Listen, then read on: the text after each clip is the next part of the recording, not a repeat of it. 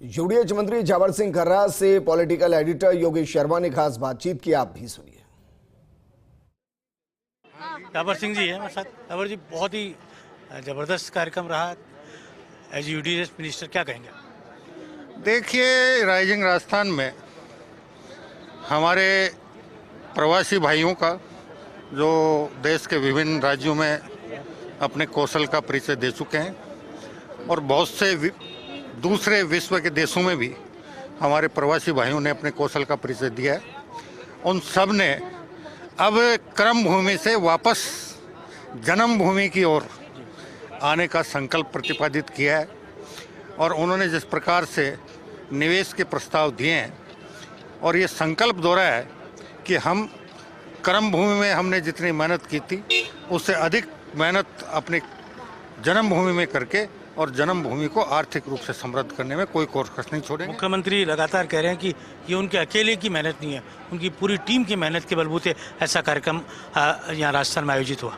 देखिए, माननीय प्रधानमंत्री जी के आशीर्वाद से माननीय मुख्यमंत्री जी, मंत्रिमंडल के सभी सदस्य और हमारे सभी वरिष्ठ अधिकारियों ने इस दिशा में अपनी जिम्मेदारियों का बखूबी निर्वहन किया है और उसी की वजह से ये राइजिंग राजस्थान का 3 दिवसीय समारोह बहुत सफलतापूर्वक संपन्न हुआ है। यूडीएच सेक्टर को कितना लाभ होगा और जो इंफ्रास्ट्रक्चर है राजस्थान का उसको कितनी मजबूती मिलेगी? देखिए, जितने निवेश के प्रस्ताव प्राप्त हुए हैं, निश्चित रूप से राजस्थान को आर्थिक प्रगति में एक लंबा उछाल आएगा, लाखों रोजगार के अवसर मिलेंगे और राजस्थान तेजी से आर्थिक प्रगति करते हुए विकासशील राजस्थान से विकसित राजस्थान के रूप में पूरे विश्व में और पूरे देश में अपनी पहचान बनाने में कामयाबी हासिल। नॉर्दर्न रिंग रोड जो कल घोषणा हुई गडकरी जी की, जयपुर के चारों ओर, एक तरह से कहा जा सकता है तो जयपुर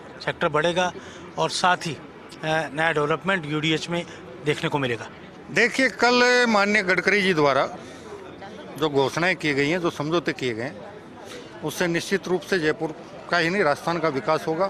हम विभिन्न प्रकार के जैसे आईटी हब या कुछ दूसरे विशिष्ट प्रकार के हब बनाने का विचार कर रहे हैं और आने वाले 2025 में लगभग सभी विचारों को धरातल पर उतारने का सफल प्रयास करेंगे। बेमिसाल कह सकते हैं हम इस पूरे कार्यक्रम को कांग्रेस के अगर रिसर्जेंट राजस्थान की तुलना करें राइजिंग राजस्थान से, तो देखो, गत शासन के और इस शासन के राइजिंग राजस्थान में एक अंतर है। उन्होंने अपने कार्यकाल के अंतिम साल में का आयोजन किया था और हमने हमारे कार्यकाल के प्रथम साल में आयोजन किया। हमारे पास जितने निवेश के प्रस्ताव प्राप्त हुए हैं उनको धरातल पर उतारने के लिए 4 साल का समय है। हमने हमारी सभी नीतियों में सुधार किया है।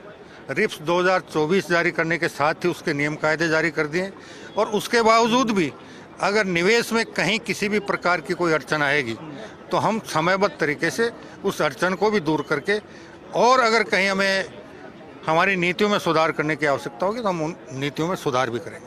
बहुत बहुत धन्यवाद आपका। बहुत अच्छा बताया। और जिस तरह से जावर सिंह जी ने कहा कि राजस्थान में ये एक विकसित राजस्थान को के संकल्प को राइजिंग राजस्थान पूरा करेगा। कैमरा जर्नलिस्ट इसके साथ योगेश शर्मा, फर्स्ट इंडिया, जयपुर।